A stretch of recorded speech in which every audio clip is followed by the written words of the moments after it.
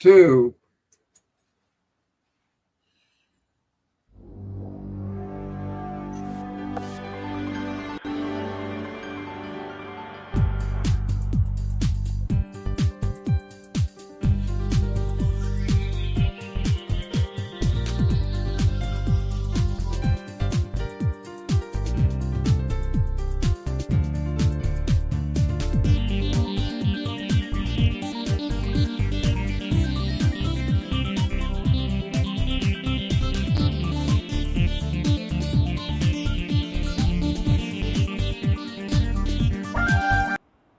Good evening and welcome to the 611th episode of Travel Itch. I'm Dan Schlossberg and we are in the 14th season of Travel Itch Radio, the show that lets you enjoy the pleasures of travel from the comfort of your armchair.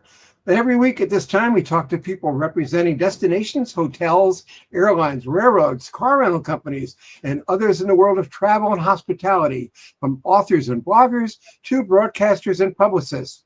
If it's got anything to do with travel, it's got everything to do with Travel Itch. Our guest today is Corey Jobe, President and CEO of Great Rivers and Routes of Southwest Illinois. Welcome, Corey, to the new video version of Travel Itch Radio. Dan, thank you so much. I'm looking forward to our conversation. I am too. And I'm old enough to remember a TV show called Route 66 and a song with a refrain that read, "Get your kicks on Route 66.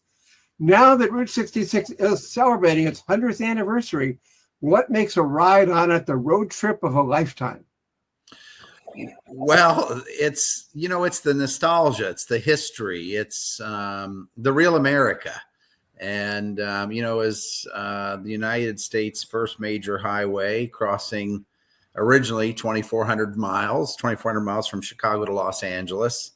It was a significant roadway and a piece of our history. And in fact, here in Illinois, we have over 300 miles of wonderful attraction sites, diners, drive-ins, a collection that's like no other across America. And we're really excited about Route 66 centennial year in 2026. I mean, when you think about history in Route 66, Illinois has it from Chicago to Joliet to Springfield to Collinsville. We have something for everyone, and we're really excited to showcase and share that history with travelers from all over the world.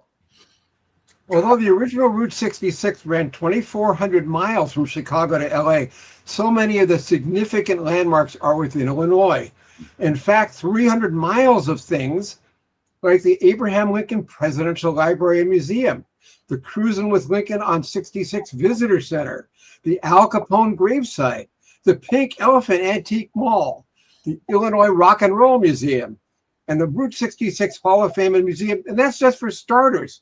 Do you have any personal favorites? You probably have a bunch. Well, I have a bunch, believe it or not, Dan. I spent most of my life in Springfield, Illinois, and I lived in Chicago, Illinois for a time. I really like the diners. I like to eat. I like to sample food. And I think the diners that dot Route 66, whether it's White Fence Farms in Joliet with world famous fried chicken, or one of my favorites, there's a couple of old restaurants that are older than the road itself. Maldener's in downtown Springfield, a classic white tablecloth dining establishment. One of my favorites in Litchfield is the Ariston Cafe. It celebrated its 101st birthday last year. Great desserts, probably some of the best prime rib I've ever had, no kidding. Even from famous prime rib houses around the country, the Ariston Cafe. But again, you get great cheeseburgers, you get great malts and shakes. And I like to eat my way through Route 66 in Illinois for sure. Well, as Route 66 arches southwestward through Illinois, it has places worth seeing in Joliet, Pontiac, Bloomington Normal, Springfield, Litchfield, Edwardsville, and Collinsville. I love some of the names. The Route 66 Motorheads Bar, Grill, Museum, and Entertainment Complex in Springfield. Docks just off 66, Soda Fountain and Restaurant in Girard, and the Bunyan Giant in Atlanta. Isn't the Bunyan Giant holding a hot dog? And what's the connection to the American Giants Museum, which is also on Illinois Route 66? Let's hear more. Yeah, so I think what's really unique is, these giants. There's the Paul Bunyan holding the hot dog in downtown Atlanta. Illinois is famous for numerous giants. Matter of fact, we're installing even more giants in Illinois, in Granite City, Illinois, just 10 minutes from downtown St. Louis, where the famous Chain of Rocks Bridge is located. They've just installed 2 new giants, a 20-foot tall giant, paying homage to the steel mill and the steel workers. His name's Rusty. And then we have O'Brien's Auto Tire in Granite City. It is the oldest tire shop on Route 66 in North America. And they've just installed a 16-foot giant mechanic there named Earl. And he was founded after the grandfather or the original owner of O'Brien's Auto Tire. And he stands right out front, proud with his wrench, ready to welcome visitors. But Atlanta, Illinois has so many unique giants at the Giants Museum, and Granite City is going to be unveiling 3 new giants in 2026 to bring their total to 5. So, it's those quirky roadside attractions. It's those photo moments, right? Now it's Instagram or whatever it could be, but everybody loves their photo. And of course, you can't forget there about the Pink Elephant Antique Mall. The Pink Elephant stands out front welcoming visitors, and they have a giant as well, a Harley Davidson rider. It's just fun. And, the one thing, we'll call it a giant, even though it's not a giant like we see at the Paul Bunyan or the ones I described in Granite City. But Collinsville, Illinois has a giant. It's home to the world's tallest ketchup bottle, spelled cat stuff, TSUP, when Brooks Ketchup Company had a headquarters there and bottled ketchup till the 90s. Let's talk a little history. Yeah. Illinois was the first state to have Route 66 paved from end to end. Was that because its original alignment followed an all-weather road that connected Chicago to St. Louis? Yes, absolutely. Yeah. And, since then we've had 2 additional alignments. Illinois has 3 different alignments of the road in our state. Matter of fact, you get south.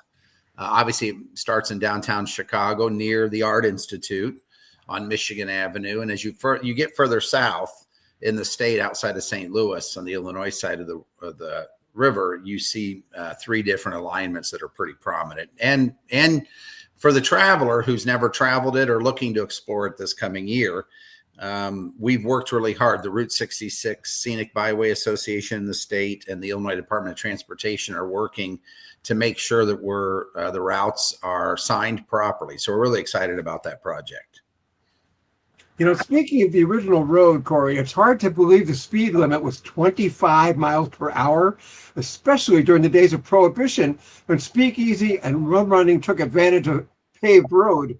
Wasn't the road rerouted to bypass small towns and the speed limit bumped all the way up to 70 as early as 1940? Yeah, but I encourage travelers, you can still travel a lot of Route 66 through the small towns. I tell people when they get out of Chicago, don't stay on Interstate 55. That's the major highway. I really encourage you to take the 2 lanes through numerous towns, whether you're going through Joliet, Bloomington, Normal, Pontiac, Lincoln, Illinois. You can travel through those. You don't have to be on the 4-lane highway or interstate system to hit Route 66 communities and the experiences you can have in those small towns. How did the advent of the interstate highway system in 1956 impact Route 66? Wasn't the road absorbed by I-55 with the last US 66 sign removed in 1977 and the entire road decommissioned in 1985?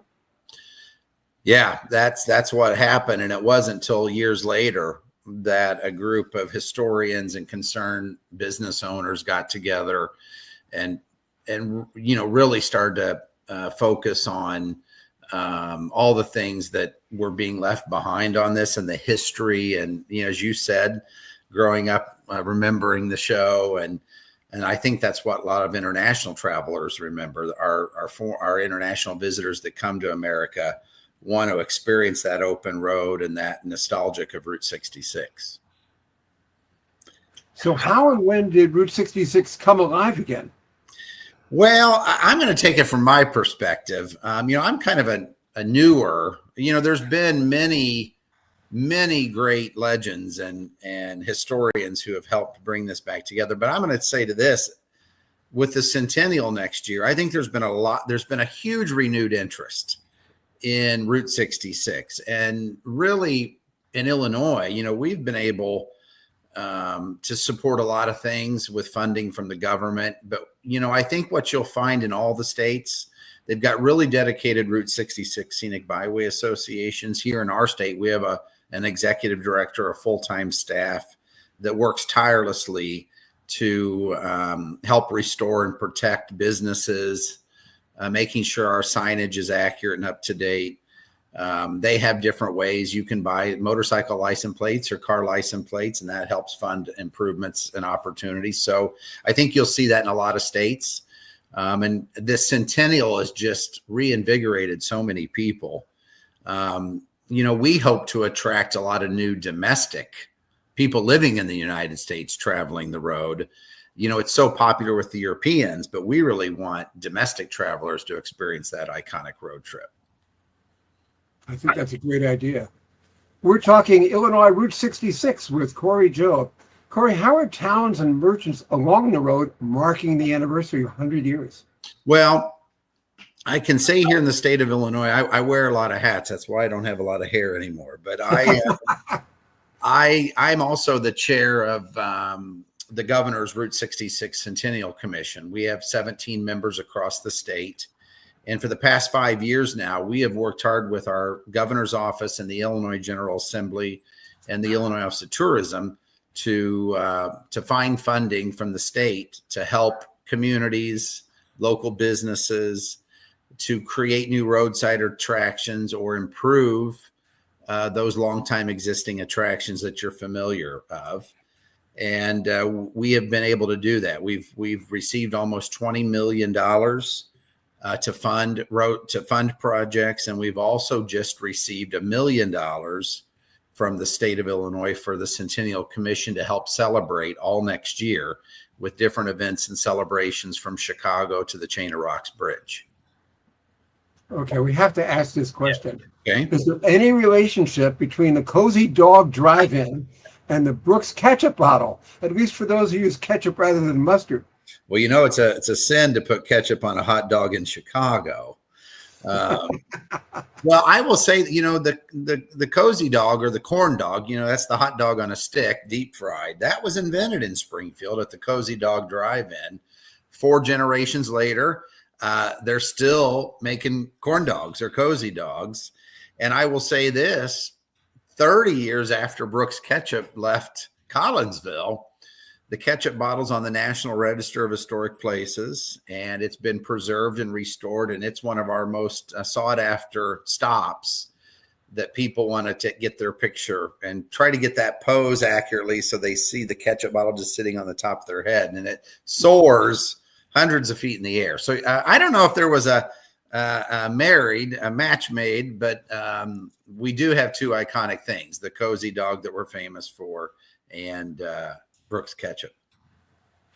Well, speaking of food, Wheezy's Route 66 Grill certainly pays tribute to the road's legacy, as does the Pink Elephant Antique Mall and Twisty Treat Diner. Please share. Yeah, so Wheezy's is one of those roadside bars and restaurants that have been serving patrons for 40 plus years. It's right there in Hamel, Illinois on Route 66.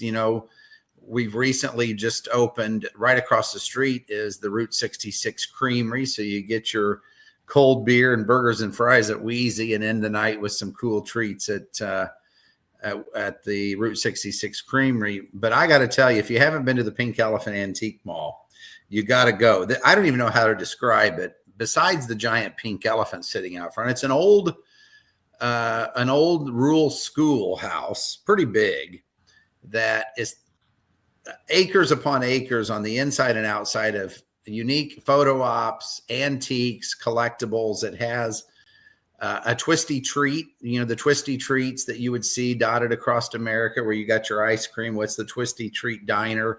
or you can get great burgers, fries, shakes, malts. It also has a homemade fudge and candy shop. They do different events. They even have a haunted.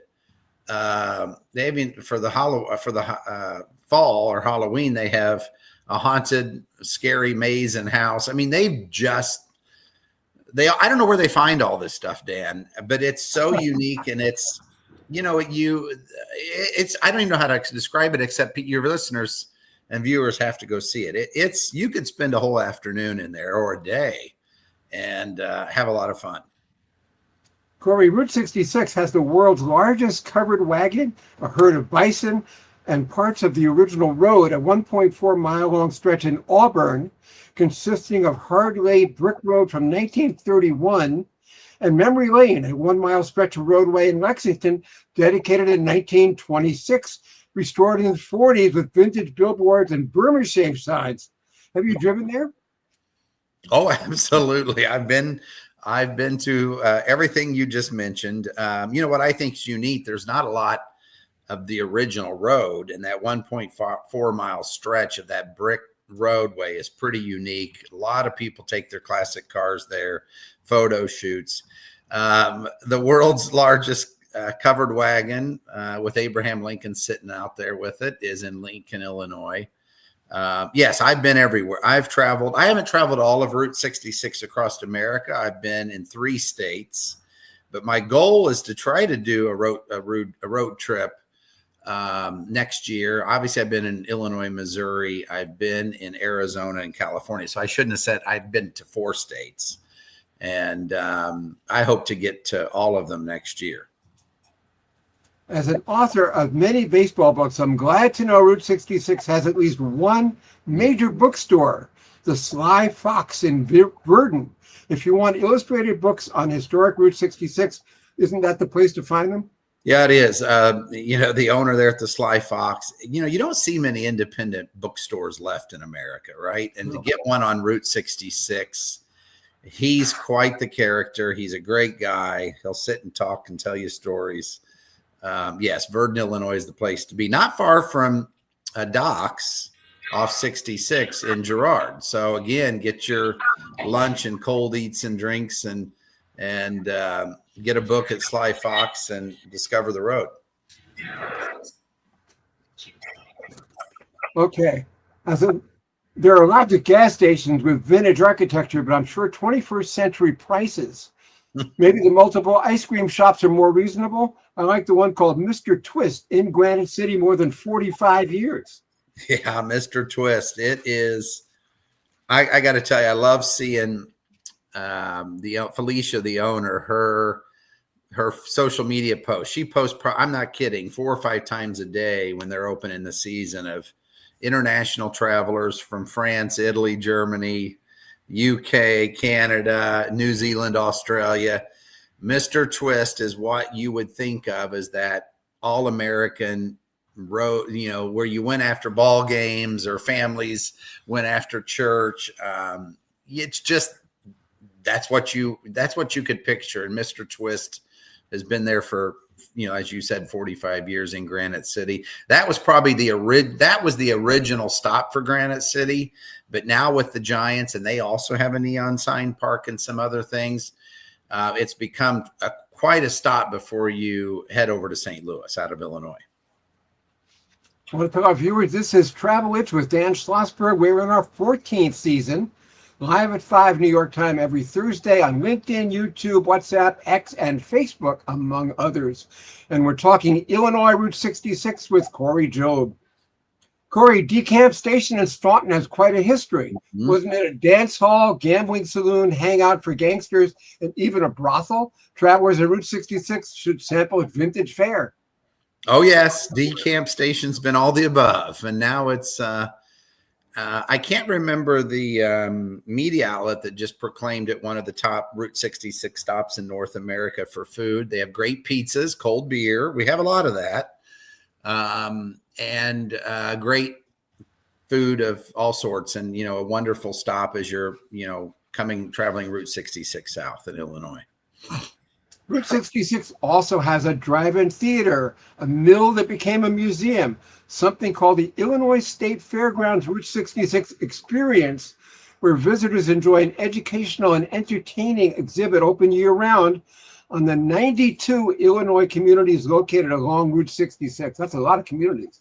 It is. I mean, that's why I think Illinois is so unique, Dan, in terms of you don't drive too far. And you go from one community to the next within 30, 45-minute drive or less, and you're visiting a Route 66 community that has interest for everybody. That's why I say Illinois has more product, sites, attractions, diners, drive-ins, roadsides than all other states combined. It's a lot, which is wonderful for us to promote and to share with the world. You know, you had mentioned the drive-in theaters. We have in Litchfield, Illinois, we have one of the last remaining drive-in theaters. That is the Route 66 Skyview Drive-In. It's been renovated recently because of some grant support from the grant I talked about earlier. It's really unique and special and right there on Route 66. The Route 66 Scenic Byway Association, you mentioned the Neon Sign Park, the Legends Neon Sign Park in Springfield at the State Fair. The State Fair's grounds in Springfield is literally on Route 66. And 3 years ago, there was a project that unfolded to recreate some of the ghost signs that were neon signs that dotted the state on Route 66. And it's a sign park and an area where you can learn a lot about the various communities that are on Route 66. And it's open year round. Gotta ask, what is the Berwyn car spindle? Ooh. It's in Berwyn, Illinois, a classic Route 66 town. It's still there today. I think it was put in the 70s or 60s even, and it's still there. A lot of redevelopment has happened there, but it's a proud, tall spindle. Pretty tall, with several classic Route 66 cars stacked and stuck right on the spindle. Again, one of those unique roadside attractions that you have to get your picture of in Illinois. For anybody who misbehaves, aren't there several jails along the stretch of Route 66 in Illinois? I'm thinking Joliet and Gardner for starters. Well, Joliet, the old Joliet prison, home to two classic shows, the Blues Brothers movie, if anybody are Blues Brothers fans, and then the season 1 of Prison Break that was on Fox. And if you know anything that happened about season 1, why it's not on why it wasn't filmed season 2 or beyond. But yes, that's been open now for public tours, guided tours. They've had all sorts of festivals and concerts. The Gardner's the one-room jail in Gardner, and the further south you come, you could stop in Carlinville, Illinois, which has the old Cannonball jail. The walls of the jail, the limestone jails lined in cannonballs. And believe it or not, Dan, that jail was used till the late 1980s, before a new jail was built. And we helped restore that jail. And that's right across the street from the $1 million courthouse, the most expensive courthouse in the country that was built, even bigger than the state capitol at the time of Springfield. And Carlinville is also known. They have one of the last town squares, roundabouts on Route 66 in America. So Carlinville is filled with not only a jail, but some really cool Route 66 history. If somebody really wanted to explore as much as possible on Route 66, could he or she plan on spending a week or more in towns along the way, or maybe just pitching camp at one hotel and making it home base for a week of exploration? Well, I would say, to really see Route 66 in Illinois, you want to spend a couple of days in Chicago. I would say it's a 4-night, 5-day trip in Illinois. You just don't want to stay in one location. There's so many things to see and do. I would say it's 2 nights in Chicago, a night in Pontiac, a night in Springfield, and a night in Collinsville. So you could make it 4 nights, 5 nights. And there you can pivot out to various things to see and do along Route 66 and the other things. We have a lot of outdoor recreation, nature-based tourism, a lot of state parks that are near Route 66. So again, I would pivot. I would move along the route. 301 miles. You want to get off the interstate and explore those unique towns and places that make our highway so unique. Corey, who was Cyrus Avery, and Uh-oh. was he the creator of the Route 66 nickname the Main Street of America? Oh, that's going to, yes, I'm going to say yes. Cyrus Avery was. Um, that's about all I know about Cyrus Avery. I apologize. I don't know more than that. No, no big deal. No big deal. The last 100 miles of Route 66 in Illinois feature 8 12-foot monuments in the Great Rivers and Routes region. Does any of those celebrate his legacy or anybody else's? No, you know what's unique about the monuments? They're these massive Route 66 shields that we installed along the communities. What we also installed was 20 postcard murals to create a postcard mural trail in our communities in the last 100 miles from Verdon to Granite City and East St. Louis before you cross the river. And those have unique tidbits of history about each city or community. When they were founded, what makes their community so unique about Route 66 and on the trail. So the monuments, the murals, those really help kind of identify us as the last 100 miles. And we literally have the last 100 miles, which is kind of exciting and fun to promote and market. The federal government has designated Illinois Route 66 as a national scenic byway for obvious reasons. The first 100 miles featured diners, museums, and photo stops. The next stretch is filled with Abraham Lincoln sites, and the last stretch has quirky and quaint roadside shops. Would you say, Corey, that the resurrection of Route 66 is one of the most significant American tourism achievements of the 21st century? Well, I would say so, yes. There are so many new partnerships, organizations, not only working together in Illinois, but across the country, all the way from Brand USA to U.S. Travel to our own Illinois Office of Tourism.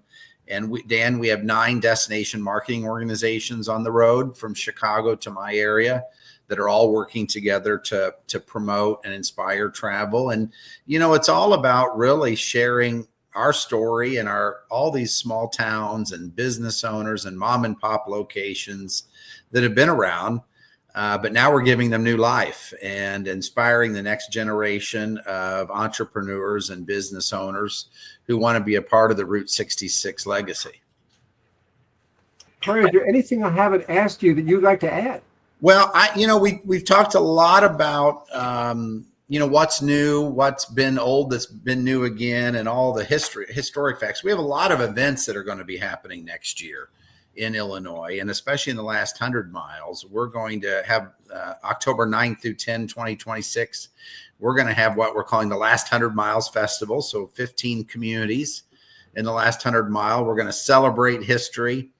You're going to see that a lot. The great race, that classic automobile race that travels across America once or twice a year. It's going to travel Route 66 in 2026. It's going to start in Springfield, Illinois, the weekend of June 20th, and it's going to stop in Collinsville, Illinois that night. And we're going to piggyback that with what we're calling the Ketchup Bottle Festival. So we're going to celebrate everything about Brooks Ketchup and the Ketchup Bottle Festival. And then, we've got the Horseradish Festival coming this June in Collinsville. Collinsville grows 80% of the world's horseradish, and it's the horseradish capital of the world. And so, again, a lot of unique, fun events, festivals are going to celebrate this centennial milestone all next year in our region and across the state and across the country. So we're really excited. Dan, your listeners and viewers can head to our website at riversandroutes.com and search for Route 66. We'll have landing pages, trip itineraries, and all the information about our events and festivals next year. That sounds great. I've got to ask you one more thing that we didn't talk about before. Metropolis, Illinois, the home of Superman, is that on Route 66? No, it's not. It's not. It's on the Ohio River National Scenic Byway. It's in very bottom of the state. Very southern part of the state, but unfortunately not. Pretty cool place though. But Superman could fly to Route 66 in 2 seconds, right? Oh, I think he probably could. I'm a big Superman fan. Just saw the movie. Oh, yeah. Okay. Well, Metropolis is a really neat town. I was just there this past summer on my way to Nashville. So I drove by and we stopped and did our photo out in front of the Superman standing proud in the downtown. Well, I really have to make a trip myself on Route 66. All of these places sounds like things, fun things to do, things I would really like and enjoy. Well, and yes, and we're kind of weather dependent a bit, right? I think the best times to travel are between April and November, early November. It's great for fall travel. We're in our fall travel season right now in the state of Illinois. We have a lot of great fall foliage, especially where Route 66 connects with the Great River Road in my region. And, it's a great time to hit the road and experience a lot of things. Some of our Route 66 sites, Dan, do close during the winter months. So check websites, check listings, Google, and double check before you hit the road. But usually in the summer and fall, they're all open, typically 4 to 7 days a week. That's great advice, Corey. Thank you so much for being our guest. Our guest today on Travel Itch has been Corey Jobe, President and CEO of Great Rivers and Routes of Southwest Illinois. Thank you for visiting with us. Well, thank you for having me. This has been a wonderful conversation. I thought so too. And viewers, now that the baseball pennant races are really winding down, this is the perfect time to share the excitement with my latest book, The New Baseball Bible, Notes, Nuggets, Lists, and Legends from Our National Pastime. Both a bathroom book and a coffee table book. It's an unorthodox illustrated history that is really everything you wanted to know about baseball, but we're afraid to ask. That's The New Baseball Bible. Get it today on Amazon.com. And that's it for this edition of Travel Itch. This is your host and writer, Dan Schlossberg, saying thank you for your time this time until next time. Next week, we'll talk about Dallas with Greg Gordon of Gordon Highlander, an industrial construction company, about Gordon Castle in Scotland. For now, good night and stay safe.